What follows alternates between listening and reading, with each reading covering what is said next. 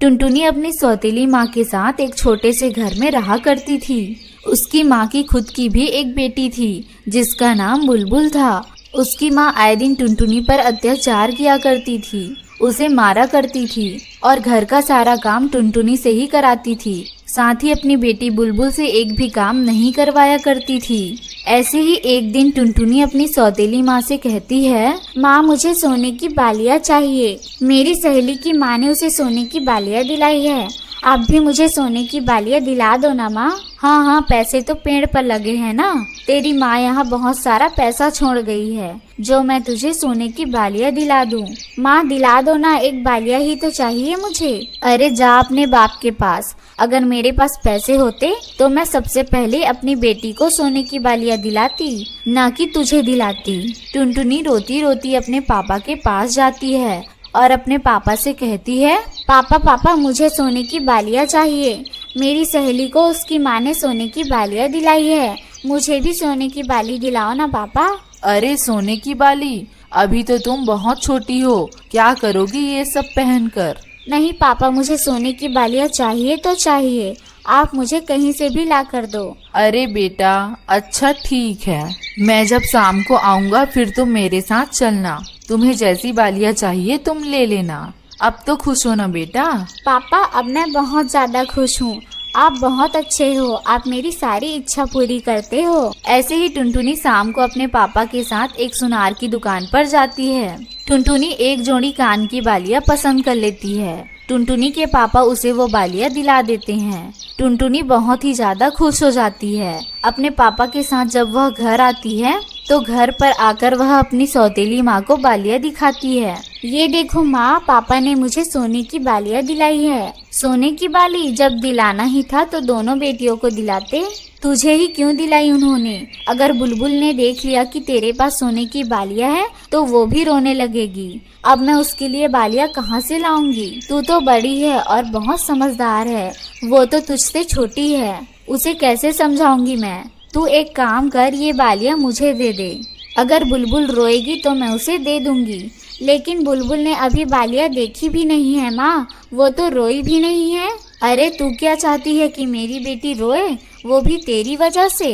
देख, ये सब बोलकर मेरा दिमाग मत खराब कर, चुपचाप मुझे ये बालियाँ दे दे वरना तेरे कान गरम कर दूंगी।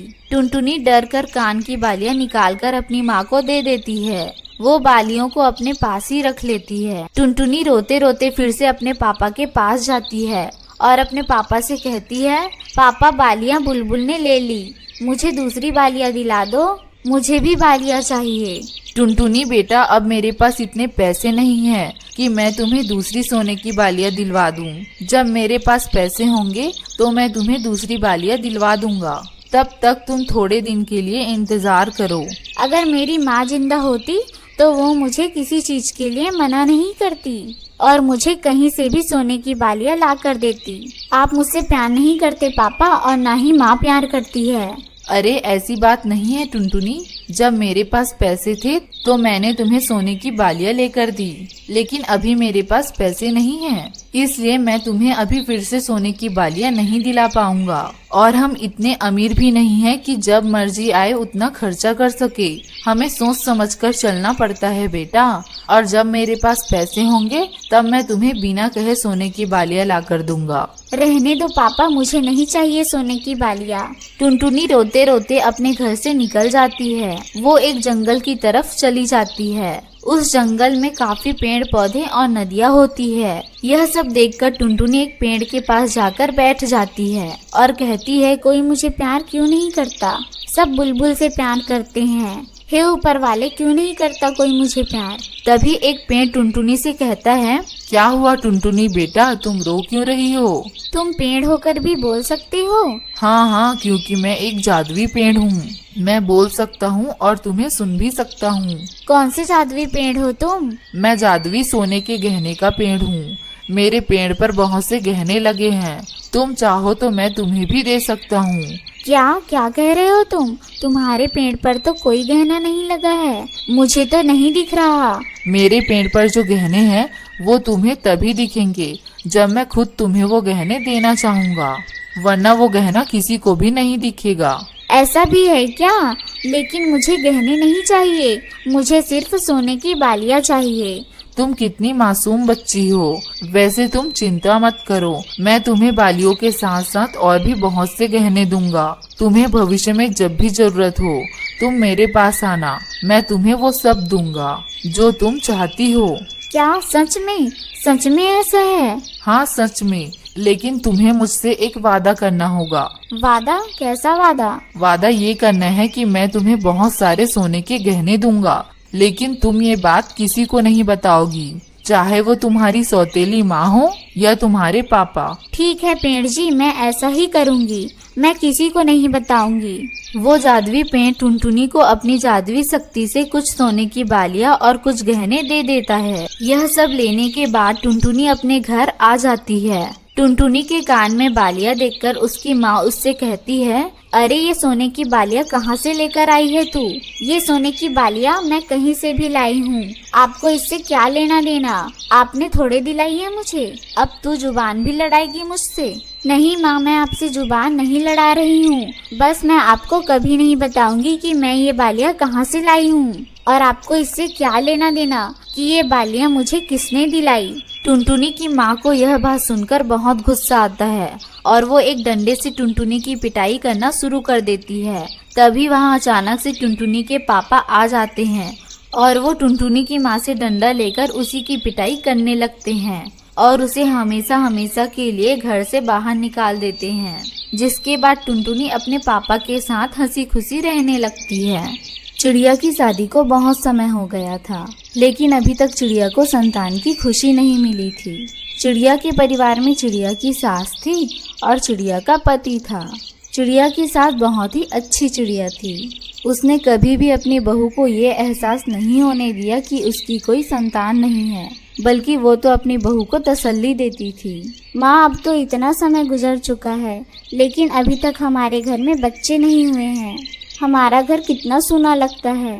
अरे पगली, घर कहाँ सूना है, तुम हो ना इस घर की रौनक। देखना, एक दिन हमारे घर में बच्चे ही बच्चे होंगे जो हमसे संभाले नहीं संभलेंगे। हमारे घर में भी खुशियाँ और किलकारियाँ गूंजेंगी।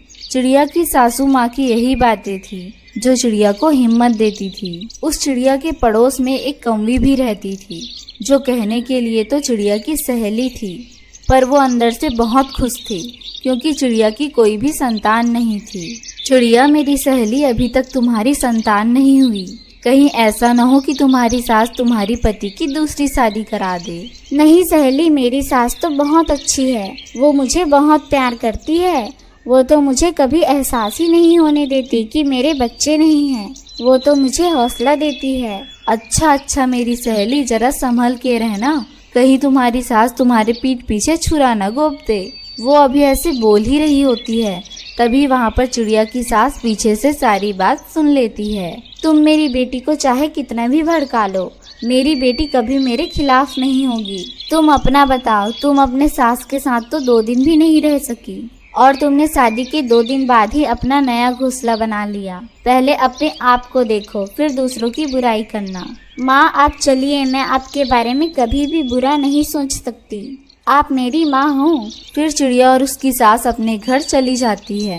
ये सास बहू की जोड़ी पूरे जंगल में सबसे अनोखी है। फिर ऐसे ही कुछ समय गुजर जाता है। एक दिन चिड़िया को चक्कर आता है और वो गिर जाती है। अरे बेटा, जा जल्दी जा, डॉक्टर को बुला कर ला, ना जाने मेरी बेटी को क्या हो गया। माँ, कुछ नहीं हुआ है मुझे, आप परेशान ना हो। ऐसे कैसे ना परेशान हो बेटा, ऐसे तो पहले कभी तुम्हें चक्कर नहीं आया। फिर चिड़िया का पति उल्लू डॉक्टर को बुला कर लाता है। उल्लू डॉक्टर चेकअप करती है। आपको बधाई हो, आपकी बहू माँ बनने वाली है। ये बात सुनकर चिड़िया का पति और चिड़िया की सास खुशी से पागल हो जाते हैं। देखा ना बेटा, मैं कहती थी ना कि एक दिन हमारे घर में बच्चों की किलकारी जरूर गूंजेगी। फिर चिड़िया की सास अपने बेटे से कहती है, बेटा, अब मेरी बेटी का पहले से ज्यादा ख्याल रखना होगा। तुम रोज ताजे ताजे फल लेकर आना और मैं अपने हाथों से जूस बनाकर अपनी बेटी को पिलाऊंगी। जी माँ, मैं जरूर लेकर आऊँगा। फिर ऐसे ही समय गुजरता है और एक दिन चिड़िया के पेट में बहुत तेज दर्द होता है। माँ, मेरे पेट में बहुत ही ज्यादा दर्द हो रहा है, मुझे जल्दी से डॉक्टर के पास ले चले। बेटी अभी तो अंडा आने का समय नहीं हुआ, फिर क्यों दर्द होने लगा। फिर चिड़िया का पति और चिड़िया की सास उसे उल्लू डॉक्टर के पास ले जाती है। डॉक्टर चेकअप करती है।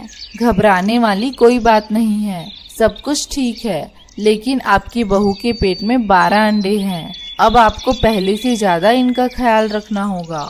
भगवान आपका बहुत बहुत शुक्रिया, आपने एक बार में ही मेरे घर में इतनी सारी खुशियाँ दे दी। फिर वो सब अपने घर आ जाते हैं। बेटी अब तुम बिस्तर पर ही रहना, किसी भी काम को तुम हाथ नहीं लगाओगी। मैं अभी पूरे जंगल में मिठाई बांट कर आई।